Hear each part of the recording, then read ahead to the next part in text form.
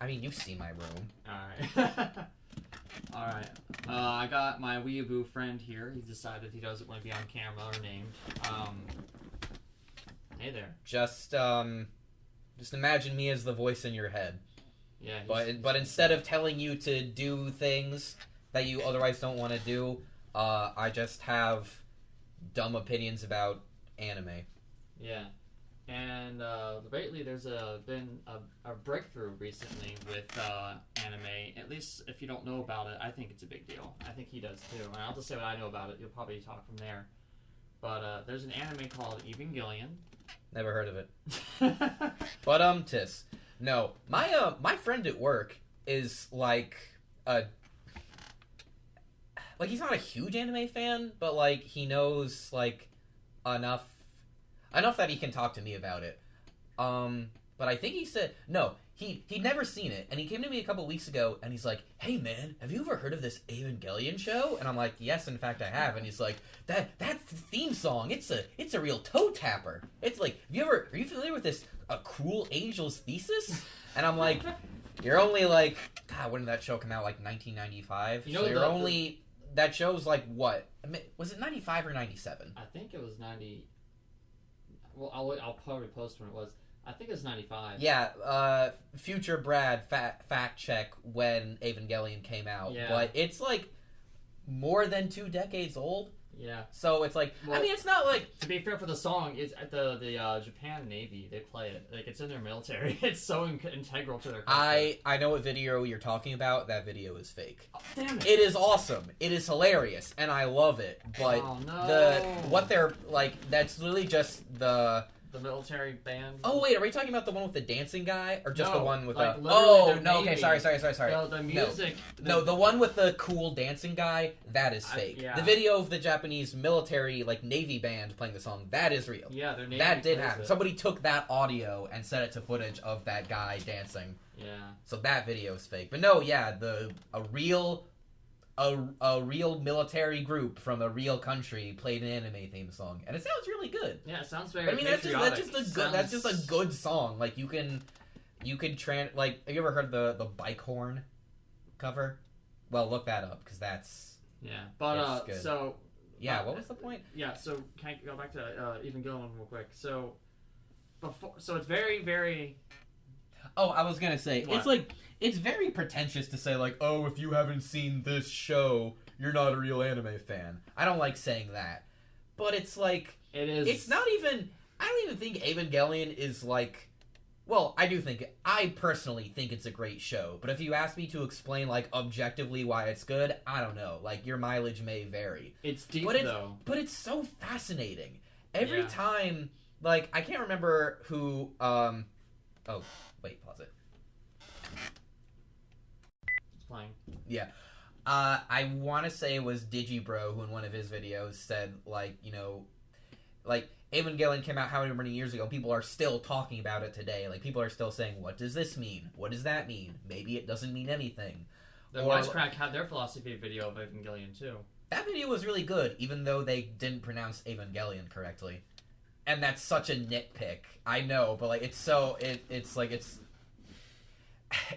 such a nitpick, but every time they say Evangelion, it's like it's not how you say the word.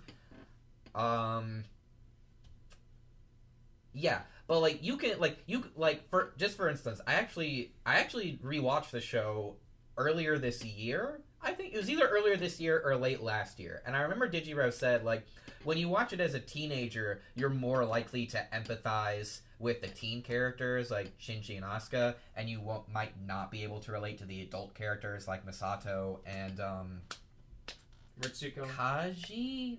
The guy, ponytail guy who has a little watermelon farm. Yeah, was that only in the movie? I think it was in the I don't remember. I remember that being in the movie. I think it was in the show. We could fill up a whole nother video with my thoughts about the movies because I got some thoughts about those. Oh yeah. But yeah, I think that's true because like when I watched it as well, the first time I watched it as a kid, I felt like I could relate to the teen characters more to the adults because I was a teen. I definitely related to Shinji. Not that I was like some like always sad or anything. Well, that's the thing because like the show is like built on the reputation that like, oh, Shinji's emo, Shinji's so emo, he's a regular Shinji's kid. a pussy, he's so whiny, da da da da. I would act that way. And I go into the show thinking like expecting that, and like in the very first episode, the first thing you learn about Shinji is that his life sucks. Yeah. His life fucking sucks. He's miserable all the time. So I see that and I'm like, I don't know. Like, I mean, yeah, this guy's like pretty upset, but like things are really not going so good for him. His life is rough. He's a 14-year-old little kid thrown into day one, he shows up to a town that I don't think he's ever been to before, and he's like, Dad, you haven't talked to me in like 10 years or whatever. Why do you suddenly want to talk to me now? And his dad literally says like, oh, because I have a use for you now. It's like, wow, like your mother. Yeah. Wow. Whoa. Spoilers, bro. Oh wow. But maybe you can edit out the pauses later because I'm gonna pause a lot. But yeah, watching it a second time, I found myself relating way more to Masato than Shinji. And this is just a long-winded way of saying like you can and should watch that show multiple times. Probably like wait a couple years before you watch it again, you kids out there, because you'll definitely have like a different reaction or like have like a different takeaway every time you watch it. Kinda so it's like not when like you see dirty jokes hidden inside of your childhood shows that go over your head, but it's not so much a "Did you get it? Huh? Did you get it?" It's more of a oh my goodness, this is like a fleshed out, not father, not adult figure. This is just some like it's an actual freaking character, and I think what's interesting is there's something to be said about how it was never legal to try to get your hands on it, and everybody who's seen it. That's the thing. That's what's different, by the way. The fact it's on Netflix. It's like gonna be on Netflix in first legal way to actually just watch it in March of next year. And yeah, it's funny because again, I saw somebody on Twitter saying like, "Wow, even a show that's 20 years old, Netflix is still like, nah, you can wait a few months before we actually let you watch it. Like, just give it to us now." Well, I was gonna say, what could they possibly be doing? I know what they're doing. They're redubbing the show, and we'll get to that in a second. I was not aware of that. And we'll get to that in a second. What was that weird dub at the end where like Ray is like holding onto the toast in her mouth, running and bumps into Asuka, and he's like, "Oh, you saw my baloney pony" or something like that. It was like a really bad dub, and it was like that. I don't. Anime dub outtakes can get pretty wacky, so that might have actually been an outtake, or that might have just been like some dub accent. YouTube video. Like I think that could go either way. That could be like a real dub outtake, or it could just be like the early 2000s YouTube equivalent of a shitpost. What did we call shitposting before that term? Before that became a term, what did we call? I don't know. Yeah, I guess. Yeah, I guess just trolling. But yeah, as prestigious as Evangelion might be, and as much as it is like a must-watch show for like weeaboos everywhere, it has not been available in any legal capacity outside of Japan for ages. I think there was like a DVD release maybe in like the early 2000s, and I'm sure there are like you can get the movies on DVD easily. Yeah, but why would you want to? Because the first two were good. It's literally in our big box of DVDs is my copy of Evangelion 1.0. Like that's how I got introduced to the series. I watched the movies before I watched it. There was, believe it or not, a time in high school where I thought the movies were better than the series. I used to be that guy. Well, I came across Evangelion because I was getting into Death Note. I was really like mid-high school, early high school. I was really getting back into anime again. And my friend, who's basically my weeaboo superiority, he had like downloaded 40 whatever gigabytes of like anime. He has like 2 terabytes of anime. And he let me download 40 of them at a time. And like he was just like, you can have access to my collection. However, you must watch these shows first. I was like, answer me these questions 3. Yeah, he's like, you have to watch Evangelion. First, you gotta pass the test, bro. Yeah, and so I was like, is it that big a deal? And I was watching it, and I was like, okay, whatever, Monster of the Week. And then by the end of the show, I was like, what is life? Oh. It's gonna be very, very interesting, like queuing up to watch Evangelion and seeing a Netflix original series in big fucking red letters every time you pull it up. It'd be weird. Well, because that's what anime does with like, okay, in the case of Devilman Crybaby, I think Netflix actually did like foot the bill for that anime to be produced, so like that kind of makes sense. But there are a bunch of anime on Netflix where it says a Netflix original series, and it's not like these are shows that already exist in Japan, just like the Little Witch Academia anime or Seven Deadly Sins. Like Seven Deadly Sins aired like 2 whole years before Netflix really finally got it. I first heard and every Netflix. time you press an episode, it says a Netflix original series, and I'm like, Netflix didn't make the show; they just license it. Or same thing with Fate Apocrypha. They only have the first season. Well, of it, I or mean, the I first guess arc. I guess you could argue that like Netflix themselves did not make like House of Cards or Did they make Stranger Things? Did they make Stranger Things? Yes, they did. Okay. And then that is a Netflix originals. Well, I don't know. Maybe I'm nitpicking too much Well, over what is or is not a Netflix A little bit of original Oh, series. your hands are on the camera. Oh no. Yeah, I know. There was Anyway, a with stat that, I saw. Netflix, I think in the year 2016, one of the 2 years, they put, I think, I'll put a link in the description, like somewhere from like $6 billion or $8 billion into original content, and they're making all these movies, and they spread it out so like thinly through all these different genres and stuff. they created their own market, and now they're gonna oversaturate it, and people are gonna get sick of it. Well, the thing is, there's only one company out there who's investing more into their original content. Can you guess who it is? It's not MSNBC. It's not CBS. It's not any of these other. Is it Fox News? It's not more than no. There's a company out there. It's new to the market, and there's a saying. It's not efficient. They're very new to the market, but because they have just so much freaking money, they can just enter and soak up the oxygen and just compete with whatever market they just join. I have no idea what company. All right, here's another clue. They bought out Whole Foods. They're also starting to Amazon. Yeah, They've got original series now too. They're the one biggest threat to Netflix. They're the one biggest threat to like all kinds of sectors and economy right now. It's like really interesting. What is Amazon not a threat to? Airlines. Yet. Really? Yeah, not yet at least. Oh god! Because Imagine there's another getting a plane ticket for Amazon Airways. This is why it matters. They want to have their own air force in a way because they can get like what do they do? What do they do? What's Amazon do? Deliver stuff? Yes. Do you see the advantage on that? Well, as this like in Amazon's quest to like own everything, it makes sense. But does that mean we're not gonna get those little like personalized drones that deliver boxes to your house? I don't know if it's gonna like. I think that'll still happen, and it depends on if they're in a population dense area. Yeah.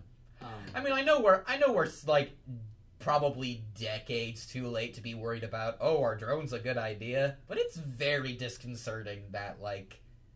Just some company can like send a little robot to your house and whenever they want. Amazon, where they're located, like their warehouse or their capital city, where their new headquarters will be. There are a bunch of cities: Seattle, New York. I don't know, like some big cities that were competing with the CEO. Like, hey, we want your economy, we want your money. Please, make your headquarters here. And, he basically is making so much money, he can make stupid deals and just completely rip them off. And just like, yeah, whichever gives you the least amount of taxes, I'll just build it there. And then they're at his whim. Him, and by him, do you mean Jeff Bezos? Yes. He's such a weird-looking dude. I know it's not really relevant to the conversation, but he's such a fucking weird-looking guy. He just has a weird-shaped head. Yeah, so, I don't know, this is a lot about Amazon and how... If you guys don't already, go watch Internet Comment Etiquette. His most recent episode was about, like, the billionaire space race.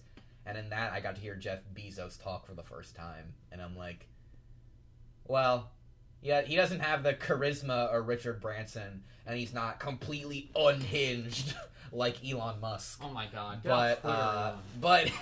off Twitter! That's like the thing. You live long enough to... If you're a hero, okay, you live long enough to see yourself go on Twitter and become the villain. You live long enough to go on Twitter. I just don't get it. He's so... Like, if I was that rich, I would be too busy, like, jumping out of gold-plated helicopters and skydiving with prostitutes to argue with complete fucking randos on Twitter. Why does he care? Freaking He's like so 80 rich. He works like 80, 100-hour weeks, and he That's has true. Like, yeah, That's... he doesn't have time, and whenever he does have time to interact, that's so weird because I thought the point of getting rich was so you could stop working. No, you know what? He doesn't care about money. He just cares about doing things and being like in like saving the world and going to Mars and advancing humanity, which I thought was like a hero first. Yeah. And he made himself broke banking everything on SpaceX on like a couple occasions, and like he was rock bottom. He sold everything he had for like I think what was it PayPal or something, his little share of that when it got bought out. He's just like, I'm gonna sell everything I have. That and his notable most expensive tweet of all time. Yeah, that's gonna like the we're gonna sell our stocks at a certain price and then I know at $420. Blaze it. Get it? You know his excuse do you was get right? it? He Do thought you it was get funny. He literally like he rounded it up higher. He thought his wife would think it's funny. Yep.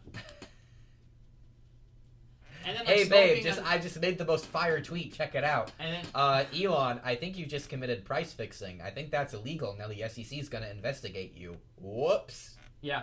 Oh, also, by the way, smoking on camera and Joe Rogan experience. Yeah. Yeah, you're gonna get sued for that. Yeah, NASA doesn't like that. They don't allow their employees to smoke. Oh yeah, that's true. And NASA was like, don't do that. Yeah. Oh my God. But he didn't inhale. Ah. There's freaking people selling T-shirts of him smoking. Like the fact that it's a little stupid, I get it, but like he thinks like he can just get away with anything. Well, I mean, he can. I would say he sort of can. Didn't get away with that tweet. He again, we'll have to fact check this later in post. But he's still like I think the owner of Tesla, but I think he had to like step down as CEO because of the SEC investigation. He's still the CEO. He just can't like speak about it. He can't do lots of things that CEOs could do. Yeah. I could be wrong too. I remember he's an interesting psychological case. Anyway, Evangelion. Yeah. Okay. So yeah, it's super great that Netflix. that Netflix got not a big get. The biggest possible anime get that any streaming company could possibly get. What's bigger? Think of one. Let's try our best. What would be bigger than Evangelion? Not Pokemon, not Yu-Gi-Oh! That's a child's play. We're talking like... Well, they already have Yu-Gi-Oh! And Pokemon. But I mean, like, not exclusively. You can probably go watch Yu-Gi-Oh! And Pokemon on other websites. Yeah. And again, this only matters if you watch anime legally. I'm sure a bunch of comments will be like, oh, just stream it or torrent it. It's like, yeah, I know. But I don't know. I'd rather watch I mean, I don't know. Like, we can sit here and argue all day about whether or not legal streaming services actually help the industry, because there's been a lot of debate about that, especially earlier this year. One or the other. Do you think, oh my God, Evangelion's on Netflix, that's a big deal for Netflix? Or saying, oh wow, Evangelion's on Netflix, that's a big deal for Evangelion? Well, it's kind of both. It's good for Netflix because now Netflix, well, I'm sure they will. If Netflix like doesn't allow that to be, because I don't think Netflix shares its content with like other streaming platforms. Like, there's no other legal way to watch like say House of Cards or Stranger Things, right? Unless like you like bought the DVDs. So like I don't know, like this, it's very possible that this could sell Netflix subscriptions.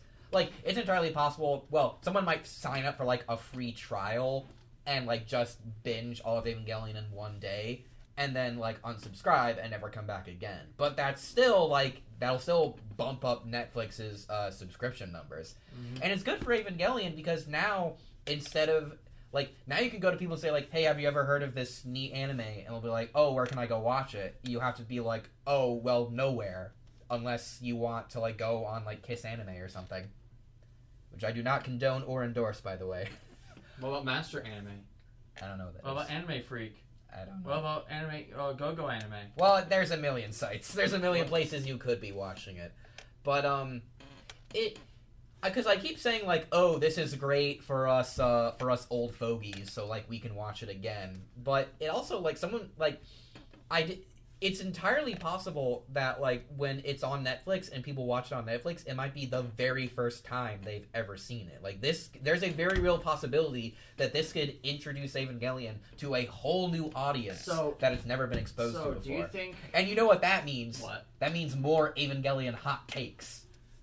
Ooh, Annie Twitter in March of next year it's gonna be something. It's gonna be something. Now, all let's right. assume there's an entire new generation of people watching Evangelion. Let's say even old people who've never seen or heard of it. Maybe people our age will watch it for the first time. The reason this show matters, it's not just like, oh, it's a show we like, is that, like, it messes you up watching the show. Oh, for sure. It messes you up. It's not just like, oh, it's like Black Mirror. Maybe Black Mirror is a good example. Maybe it's the Black Mirror of anime towards the end. I would go as far as to say that, because they talk about, like, simple I haven't really complexes, seen much. like, the porcupine dilemma at first and stuff like that. I haven't really seen much Black Mirror, so... Yeah. Well, really so let's talk about some themes and like, because one thing... No, I need to talk about the dub. What? The dub? Yeah. I said themes. Hmm? I said themes. Yeah, I know, but before we get to that, I want to talk about the dub. Oh, you want to talk about the dub? Yes. I thought you said you don't want to. Okay. No. Yeah, so, again, I heard that Netflix is redubbing the show. Now, I don't know if that, because, like, okay, so, when when Funimation got the rights to the Rebuild movies, they brought back Spike Spencer as Shinji. They brought back Tiffany Grant as Asuka, and they brought back, why am I blanking on her name? Allison Keith as Misato. This guy knows everything. Yeah, and everybody, all the other characters. Well, okay, there's John Swassey as Gendo. Swasey? I'm not sure. And Monica Reel as you know those three like computer technicians.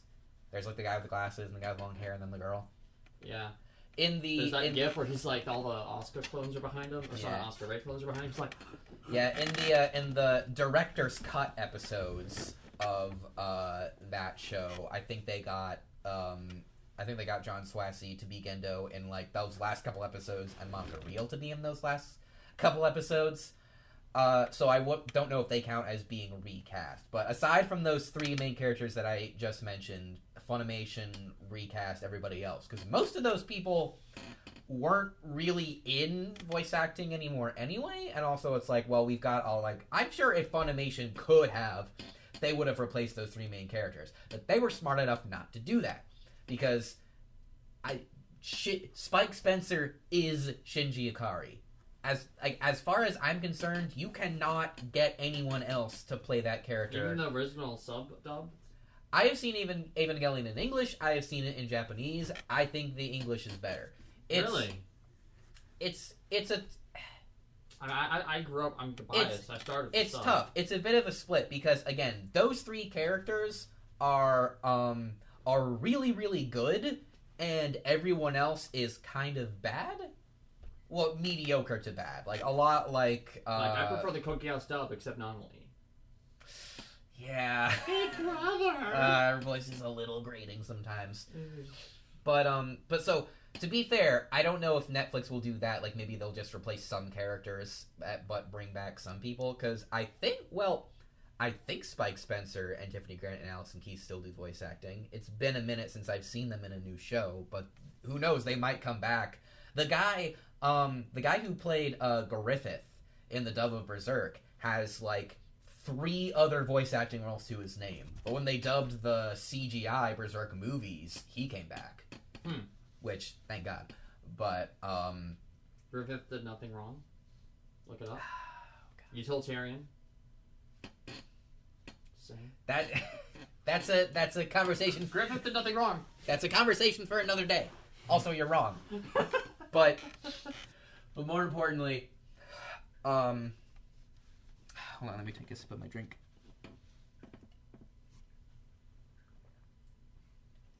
Yeah. And that was edited out.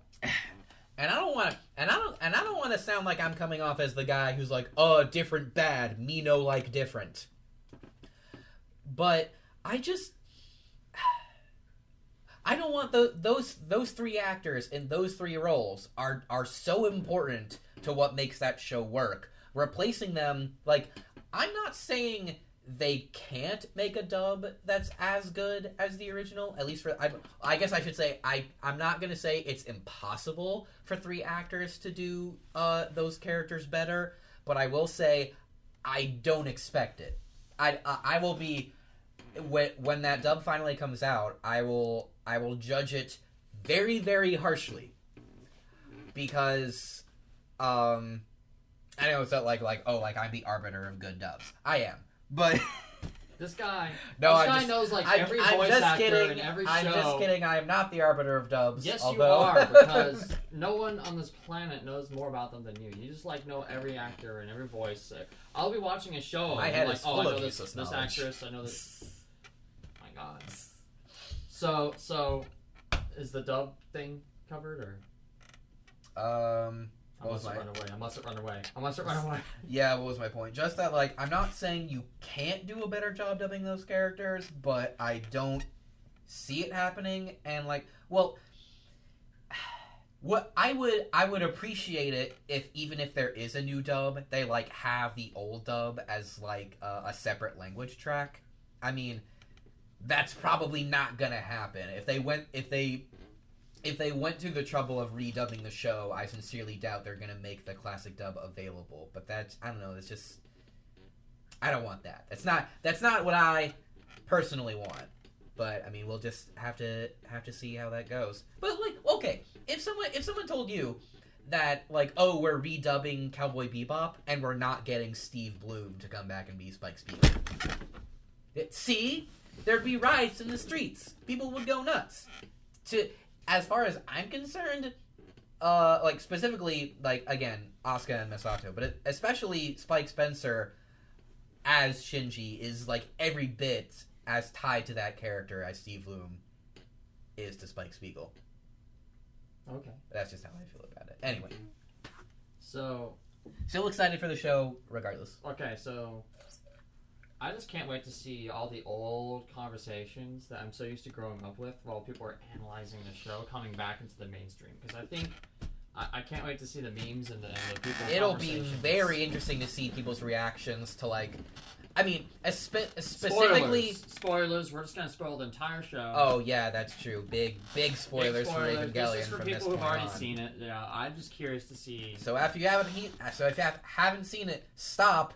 Wait till March of next year and watch it on Netflix, and then come back to this video. You're gonna look at it at first, and you're gonna be like, I don't see what the big deal is. The first episode was kind of interesting, but now it's just like a Monster of the Week show, and then it gets strange. Picture Black Mirror mentality. It's just by the end of the show, you're gonna what's up? What's down? Where's literally that's a scene. What's up and down, and he's surrounded in a blank. When he's in the big infinite empty void. Yeah, and they're like, there's no such thing as anywhere if there's nothing to compare it to. Yeah, and in a universe where nothing else exists, you don't matter either because there's nothing else to compare yourself to. Yeah, so I guess we'll start there. It's one of my favorite lines in the whole show. No, that's my favorite animation. It's it'll be very interesting to see people's first reaction to not even just the infamous last two episodes, but just the entire third act of that show in general. They better add the movie because I feel that's true. Again, another one of my patented hot takes about Evangelion is I do not like the last two episodes. I do. I know. And it's not they're bad, but without the film End of Evangelion, I don't feel like the series is complete. You can't watch the last. It's okay. Whoa, you could watch the first. Is it 24 episodes? I want to say episodes. Yeah, 25 and 26. Yeah. So just so wait, no. So it's just 26 episodes. I think. I thought there was 24. Hold on. Let me. Anyway, I can fact watch check every it. episode. Okay, I can stop. Fact check this in real time. Don't watch the last two episodes. You have to watch the movie. Okay, now the movie's almost over. Is the world ending? Okay, now watch the last two episodes and then continue with the movie. Yeah.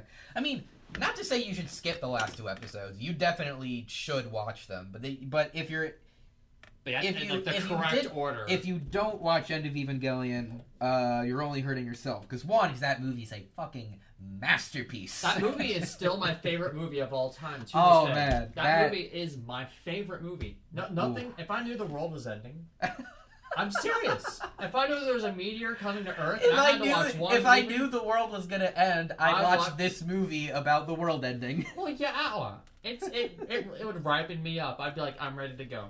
It's freaking because this is so beautiful and grotesque, but in like an artsy way. I vomited. Literally, the first thing I pull up on Google is how to watch the series the correct way. So yeah. Now, gosh. Yeah. Okay. 26 episodes. Okay, so watch the first 24 episodes. Watch the movie until No, just watch the series. Then the way I do it is just watch is like if I'm going back to an old show and there's this and then this spinoff and this remake, just watch it in release order. Just watch the series all the way through, and then I don't know, maybe take a break or something because you're probably going to be exhausted. And then go watch End of Evangelion. Alright, so it's on Netflix. Well, it will be. No, I'm thinking to myself, it's March, okay? Yeah. It's on Netflix. Who do you tell to go watch it? Who's out there that wouldn't have seen it needs to see it? Everyone who likes anime, I guess. I would go as far as, would you say it's an introductory anime? Ooh, If I like Black Mirror, and I really, and I saw Castlevania on Netflix, and I was like, maybe I can get into some animated stuff. This one's a classic. Yeah, maybe. I think Death Note's the easiest pill to swallow first anime. Oh yeah, Death Note is a great entry point. I can't think of a better one for all size fits all or one size fits all. Well, I mean Ghibli movies, but that's kind of obvious. Yeah, Ghibli that one's movies. Too obvious. Yeah, and most people, movie, though, and even people who don't care about anime at all have probably at least seen like Spirited Away Howl's Moving and Castle. Our Ponyo, yeah, or what have you. Yeah, well, my gut response was to say, "Oh no, not at all." But the more I think about it, I'm gonna get my mom to watch it. Yeah, if you know somebody who they don't like anime, but they really like science fiction, or they really like deep. Well, for lack of a better word, let's say deep shows that are trying to get you to think about something. He did quotations when he said that, and I don't know. I don't like deep as a descriptor, because I feel like that it's pretentious. Well, it just what is deep means different things to different people. Yeah. So it's saying something is deep doesn't really tell you anything about the show. You could say oh, this movie's really deep. Is it any good? Well, no, but it's very complicated and confusing. Inception's deep. It's 4 layers deep, man. Did you get it? Oh, what about that spinning top, man? Isn't that deep? Oh my god, is he dreaming? I don't even know. I love deep shows, don't you? Oh my goodness. Really you should watch deep movies. I have good taste in movies. I'm very intelligent. Most people don't understand Rick and Morty. To be fair, you need to have a very high IQ to understand Neon Genesis Evangelion. I think that's what's going to happen. I think Neon Genesis absolutely. Evangelion There's is going to be be Rick and Morty fans are just going to jump on that shit. Oh, God. Oh, don't. They're going to be like, no, it takes a very high IQ. Don't. I hate that you said that, because I can totally see that happening. That being the new standard bearer for you just... Well, because that was the biggest meme for Evangelion is oh, if you don't like it, it's because you don't get it, because you're not smart enough to get all the symbolism and stuff, bro. Clearly, you know that the third impact. I think Evangelion is such a fascinating show that I don't know how someone could not enjoy it at least a little bit. But if you watch a show and you just straight up hate it, I mean that's one thing. I like how it's so deep they added a third vector and made it from 2D to 3D, and it showed cosplayers in real life actually dressed up as Shinji and Asuka and Rei in the movie at the end. It's real life, and it shows all these people in the audience, and it goes completely fourth wall, and it's look at yourself. Oh my god, this is so deep. It just went from a third vector to a fourth vector because now the camera's at me. It's so deep. It's deeper than any other anime. Well, see, that's the thing. I know people always talk about, like, the live-action bits in the movie, like, oh, that's so pretentious. And I'm like, yeah, kind of, but it's also really cool. Yeah, I've never seen another movie do it. Like, I mean, and that's the thing, people criticize Anno for, like, making Evangelion about him. But, I mean, like, that's what all creators do. Yeah, that's what that's so genuine. Every book, every TV show, every piece of art ever, like, has a little piece of their creator, like, put into their work. Of course, Anno can't do that. He has to dump his entire psyche into everything he's making, because that's just the kind of person that he is. He's just like, I don't like it. And I find that very fascinating. Yeah, basically, you'll learn so much about the guy just from watching the show. I can already tell he has problems connecting with people because he thinks it's risky and he's afraid of getting hurt. He has problems with, like, you know, sexual relationships with, like, women because he's also, like, for the same reason, I'm guessing. Like, look at Mitako and, like, whatever, Kaji was his name. We're gonna get his name wrong. It's either Kaji or Kaiji. Yeah, one of the two. I don't know. Ponytail guy. In my head, I always know him as Ponytail guy. And then, like, he questions it. I guess this is what, like, really, really I took away from the show, or that's what I learned from it. Things I never thought about before. And that is, like, if you have meaning, it's so arbitrary, you know, like, people, this is the main theme for the show, if I can take away from it, okay? Stop. This is the main theme of the show. It sucks. Okay? We get it. This is him talking. I get it, man. It sucks living, okay? It sucks connecting with people. It sucks existing and waking up and worrying about responsibilities. It sucks that you won't want to ask that girl out. It sucks that you know, your parents, you know, are going to die someday. It sucks that no matter what relationship you have, it's always temporary. Something's going to mess it up, either you go distant, and nothing truly matters forever. And it sucks. But you know what sucks more?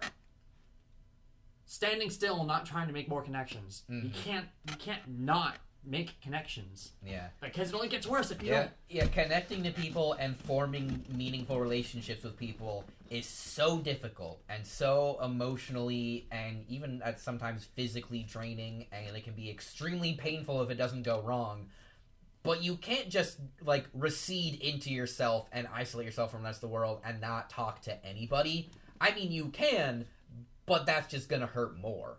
In the long run, yeah, especially. Yeah, exactly. And I feel like that would speak to today a lot more than it did back then, perhaps. Like, with all the mental health and people just, like look at 13 Reasons Why and shit like that. Well, you know what I'm saying? That the culture of, like, you know, like, talking about pain. Talking about things that hurt. It'll definitely... I'd like to think that Shinji will be more warmly received now than maybe at the time. Yeah. And, you know, it's just like, you know, with Asuka and wanting to, like, her mother complex is like, oh, I have to be good for her, and if nobody, you know, trying to, like, live for someone else. I do know the whole, like, I mean, because, well, pretty much, like, well, this guy, you have a degree in psychology, right? It's right here. Oh, yeah, see, there's the receipts. It's real. You all saw it. I have a hat. Look. Yeah. Oh crap! My degree. I should probably not wrinkle that. Shouldn't you have that, like, laminated, dude, or something? I had a this was actually in a picture frame, but there's a reason it's out of it. I have to put it back in it again. I just lost it. I misplaced it. Anyway, the point is, like, I don't know, but you would know. Like, what? Pretty much everybody agrees that, like, all of Freud's ideas were bunk now, right? Yeah. Yeah. Yeah. But I like to think of psychology as a very new field. Look, before chemistry, we had alchemy, right? Oh. We had to start somewhere. And 2/3 of psych studies are, like, hard to even replicate right now. And so, but the thing was, Evangelion did have a lot of themes from Freudian, you know, is what you're going to say, right? Well, like, I think it serves a function in the show, but I definitely do feel like they reference it in, like, the third episode. the positives in this scenario are that like people receive Shinji a little bit more warmly. The negatives is that like people will be watching that show and like a character will say like, you know, Sigmund Freud once said, and they'll people be will like, just actually, people will just be like, done, no, and close their laptops this and walk was not away deep in at all. They disgust. think Freud was smart. Oh, Freud, that's bullshit. yeah. He's just. So I worry that people might write off the show immediately just because I mean, of that. for us, Freud is just like a history figure at this point. Like his theories are like based off of his life experience more so than this data that he's collected from samples of humans behaving in certain contexts of a controlled environment. I'm sure there are some people out there in the world who want to fuck their mom.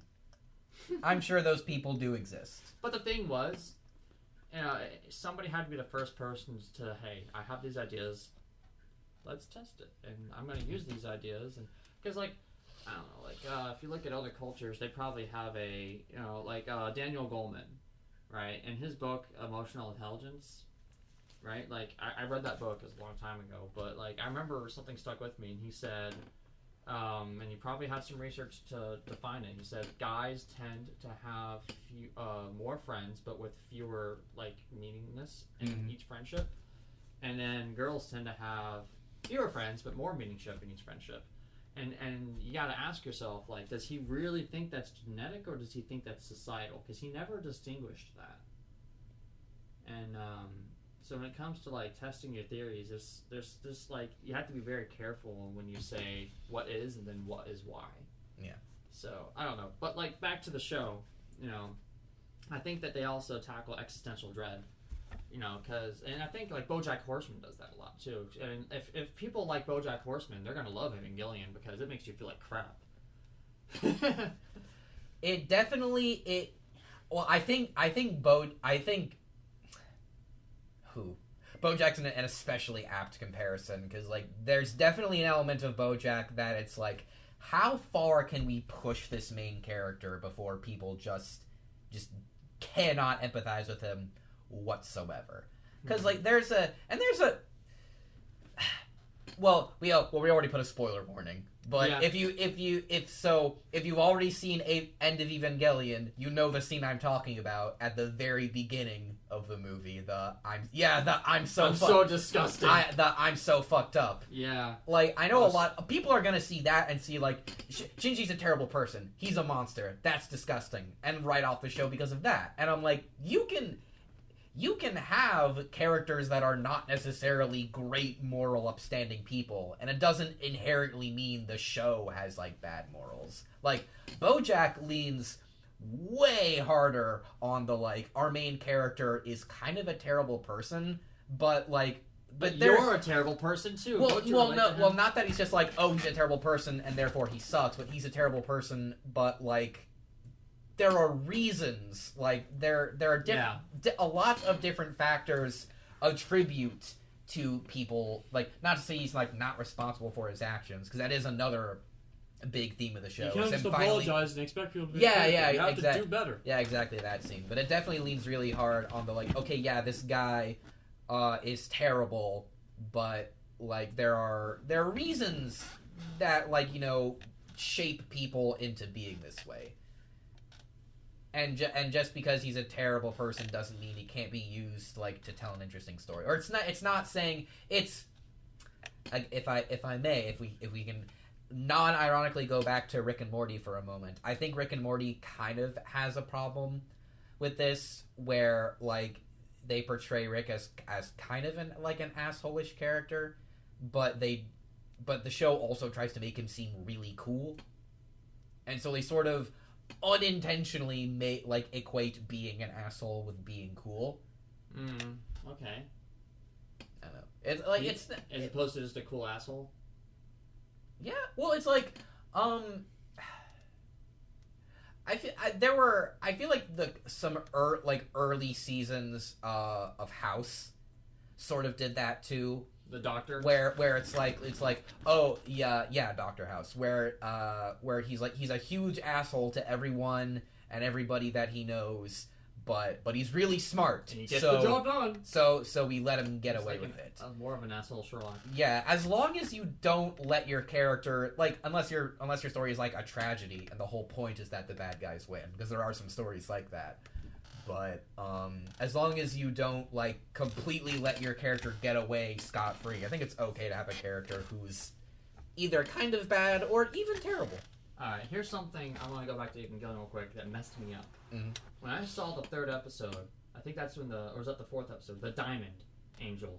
Yes, my the best favorite one. Angel. That's my yes. favorite one. Yeah, okay, so I really, like, the 14-year-old me watching a 14-year-old pilot a freaking giant robot, and when he, like, saved Rey and everything, I was, like, very romantically invested in Rey. I was like, Rey, like, one true pair, you know, just like, I'm on Team Rey.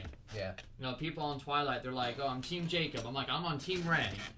I like my Dondary. I like the blue hair. She's mysterious. She's, like, really subtle and, like, you know, like. You know, Twilight is, you know, the movie she's Twilight. Like, she gets shit done. You know, the movie Twilight is 10 years old. Don't remind me. We're all old, anyway. Yeah. So I was in Team Rey, but then they made her creepy. But the thing was, you had all this. If you rewatch it, you knew she was creepy from the beginning. It's just that she was quiet and you couldn't tell it.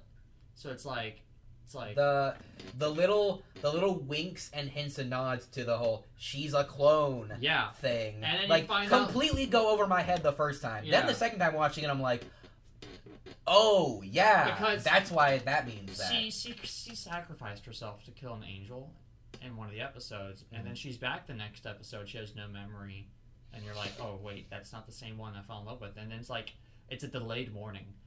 You know, I'm just like, oh no, I'll never see that Rey again. Even the Rey at the end of Evangelion is not the same Rey, if you think about it. But same at the end of the day, it has the soul of Lilith, and it's a biological clone of his mother.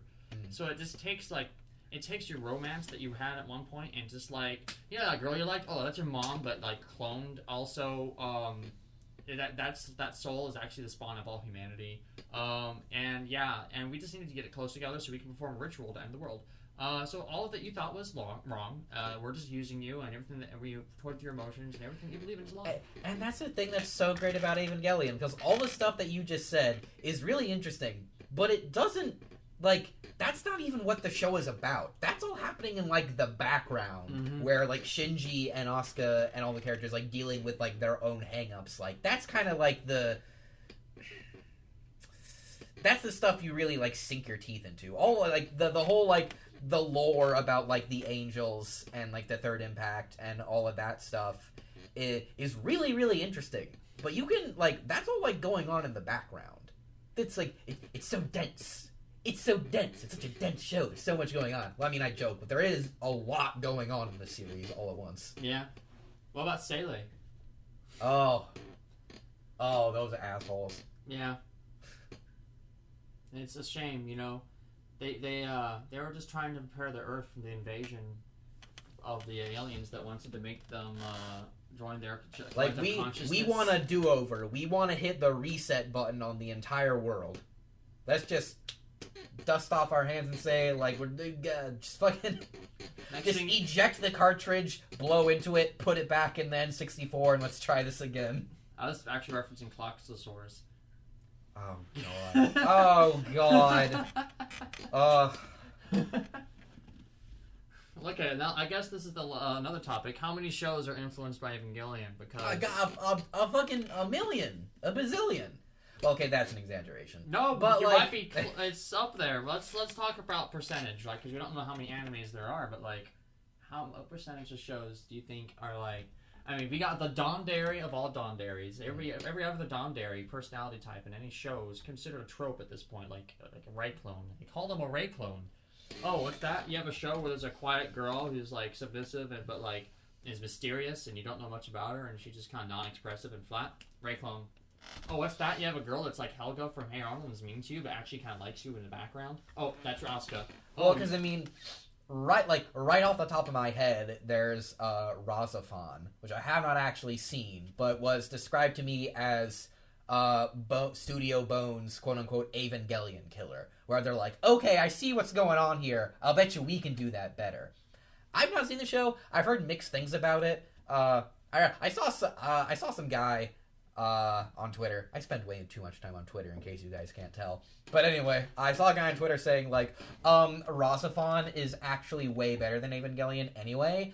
And like, I think it was Mike O'Toole who responded to that saying, like, yeah, that's why everybody loves and reveres Rosafon to this day, whereas nobody's still talking about Evangelion. Yeah. Sarcasm. Can't really... There's a lot of references in Evangelion too to like, just, but like and that was only a few years later. Not to mention, if Evangelion did not exist, we would not have my favorite anime of all time, Gurren Lagann. Yeah. Okay. Yeah.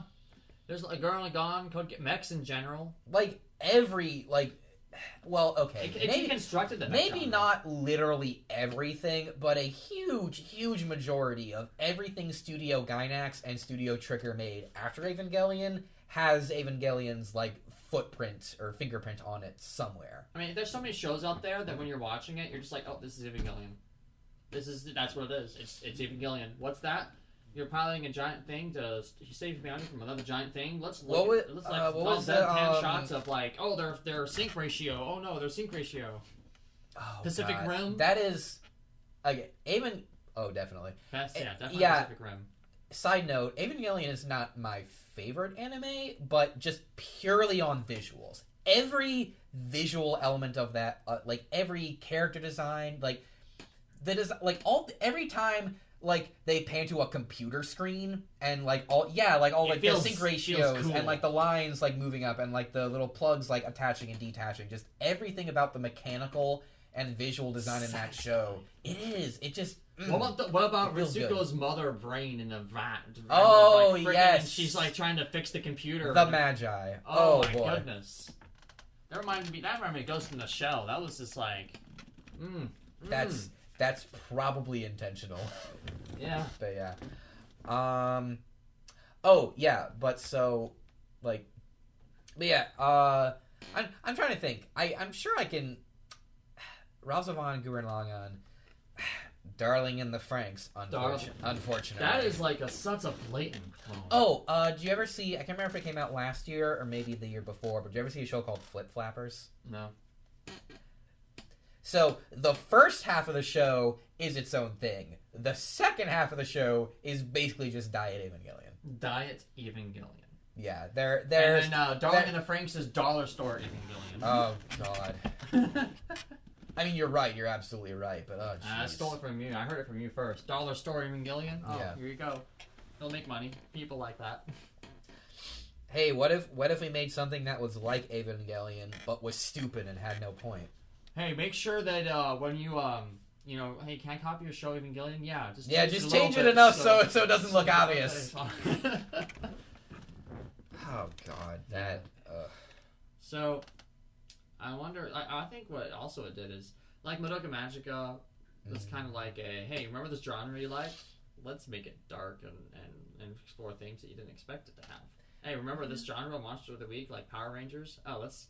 And like I guess they made giant robots and kids like that. Oh, let's make it like Yeah, there's a lot of back and forth on like Evangelion as a quote unquote deconstruction of giant robot shows. And like some people agree with that. It wasn't a robot to begin with. Some people don't. It is, I think, maybe what other show literally has you thinking at the beginning of it that you're piloting a robot, and then at the end, oh, sorry, we took genes from literal God, okay, freaking God, grew him in a tank, suited him with armor, took his brain out, like in the movie Avatar, and you know how you can pilot a separate body separate from him, but except you're inside the body because it's a freaking giant robot, and you're trying to sync your nervous system or peripheral, whatever you can see and experience with, like a VR, but you're inside of the robot, with that robot, and you can only do that because your souls match up, because, you're related to them, and oh my god, Lilith and the spawn of humanity. There's so much freaking weird lore, and it makes sense in its own consistent universe, and it's so deep, and I don't mean deep like complicated, like, I'm like, I know philosophy. I mean deep as in, like, there's so much to know about that universe that I just get enveloped in it, like an anime made in Abyss. It's just, You just like I feel like it could exist. I feel like that universe is a thing that could exist out there. Yeah. And in the way that the world ended was so poetic and just like, and the laws of the universe that show takes place in confronts the problems that we have in like what you have with yourself and how you relate to every little freaking person out in the universe around you. And it's just so poetic how it all like talks and it takes like literal consequences of like in the physics of that realm, the way that matter and everything works in that world, and how your spirit or whatever actually affects that in such a weird, palpable, attempting to be scientific way. It's just like, oh, it's so perfect. All right, that's why I like Evangelion. There, skip to this part of the video because that's why I like Evangelion. That's why I like Evangelion. I like it because of the robots. No, but and despair, robots and despair, robots and depression. That said, yeah, in regards to the whole it being a deconstruction thing, I don't know about that, but I will say there is something to be said where, I mean, the only other like super famous like show that had giant robots in it but was not really about robots per se is Mobile Suit Gundam. Because, I mean, like, yeah, Gundam is... geopolitics and giant robots. Yeah, like, Gundam is as much about, like war and politics and stuff as it is about, like, the giant robots are essentially just a means to an end. Yeah. And Evangelion definitely, like... Code Geass was like that, too. That's true. Yeah, that's true. You could take that story and set it in, like, I don't know, medieval Europe, 1800s and Japan. it would still be like, yeah, you could take the nightmare frames out of that story, and well, yeah, because like the robots, yeah, like that are just sort of a means. The story's not about robots punching each other or shooting at each other. It's about Lelouch trying to save and or conquer the world, depending on how you look at it. Yeah, I just, you know... I still haven't finished Code Geass. Ooh, by the you way. haven't seen Zero Aquarium yet. I've been watching it with you, and we've got like 6 more episodes. Code Geass copies Evangelion as well. Does it? Yeah, the whole there's like I said in a way that I'll see once I finish the series, like. I won't tell you when you'll see it, but there's a point in the story where you're like, wait, is this... I mean, I will say... Is this instrumentality? Are they doing instrumentality? I will say, it's taken a hard turn into, like, pure, like, fantasy science fiction stuff for the last couple episodes. It's gonna emulate... The episode you're gonna see next literally does it, because I know where we are. You're gonna see something akin to instrumentality. Like, they copy instrumentality. Like, the ending of Evangelion. Code Geass even references that. And that's freaking my favorite anime of all time. And it's just like everything. It has its footprint in like everything. Yeah, but in the same way, Evangelion has giant robots in it, but it's not about giant robots. It's about characters dealing with their issues, basically. It's like a. Did you see? I always get the name wrong. The Haunting of Hill House. That Netflix show. You told me about that. Yeah, that's like. I know some people didn't like the ending because they're like, that's a really lame ending for like a horror story. But that show isn't really. It's not really a horror series per se. Like the show is not about spooky ghosts. The show is about a family dealing with trauma. Look at Jurassic Park. Basically. It's not about running away from giant dinosaurs. It's about a guy becoming a father figure. And he's put into situations where he has to... Did you see the last crack video on Jurassic Park? Yeah, I saw that yesterday too. But yeah, but they made a lot of good points in that video. Yeah, and the thing is, there's something to be said about shows that when you rewatch it, you catch things you didn't see before. Because in Evangelion, especially towards the end, the way that they take their issues and that they do have consequences in like the lore of that world, and it's just like it's kind of sneaky and creative. And you're like, oh crap, that meant this, and yeah. So, we didn't have too many spoilers, did we? End of the world, That's ambition. Ambition? Like, I mean, I really, like, because, I mean, anyone can write a story where, like, you know, the characters' actions, like, have consequences for themselves or have consequences for other people. Oh, I'm nervous for the test. There I'm gonna mess up my there sports aren't game. too many shows that end with the end of the world.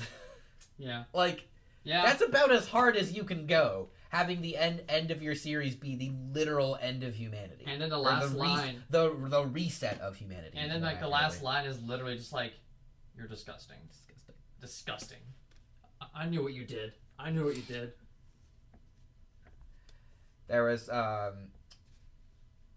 someone brought a really interesting detail to my attention about that scene where, and I didn't notice this, but, like, they pan to, like, you know, the ocean with, like, the orange goop in it, and, like, they pan to Shinji being sad, and they pan to a shot of Misato's little cross necklace hanging on like, you know, like a nail or something, or like hanging on like just like a stick of wood somewhere. And someone pointed out to me that like the wood is really worn down and there's like rust on the nail and there's like dirt on the cross, implying that he sat there for a long time before Asuka finally woke He up. would still starve.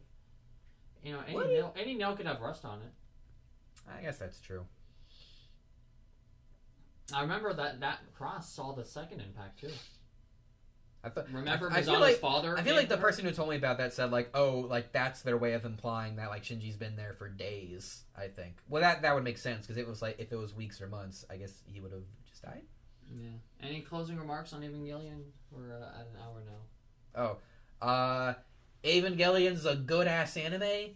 It's not perfect. It's not like the objectively best show in the world, but it's damn good, and I like it a lot. And I think anyone, even if you only like anime a little bit, I think you owe it to yourself to see it. And even if you don't like anime, who knows? Maybe this will be the one that gets you into it. If you like sci-fi or stuff about people's psychology, you'll probably get something out of it. I would go. I'll say mine now. I guess. Yeah. Just know that. Hey, forget it's an anime. It's a good show, and like, there's something. Half of the enjoyment of Evangelion isn't just like watching it; it's talking about it. It's the community and the references, and then you see after you see Evangelion, you'll look at other shows and you'll be like, "Hey, they did that! Yeah, that was from Evangelion. Hey, wait a minute." Because I mean, like I said, like 20-something odd years later, like we haven't run out of things to say about it. Yeah. So if you can't, it's just like, yeah, stepping stone and everything. All right.